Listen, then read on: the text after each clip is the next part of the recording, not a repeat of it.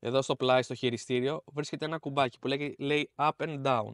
Πατώντας το down, η μηχανή μπαίνει μες στο νερό. Η μηχανή πριν δουλέψει πρέπει να είναι όλη μες στο νερό. Γιατί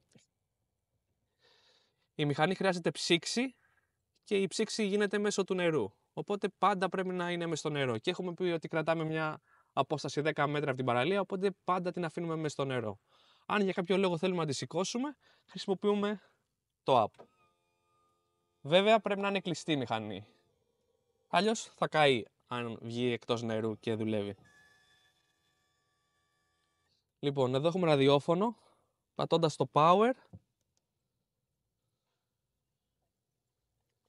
και μπορούμε να το συνδέσουμε με το κινητό μας. Ανοίγοντας το Bluetooth από το κινητό, γίνεται η σύζευξη και μπορούμε να βάλουμε ό,τι μουσική θέλουμε.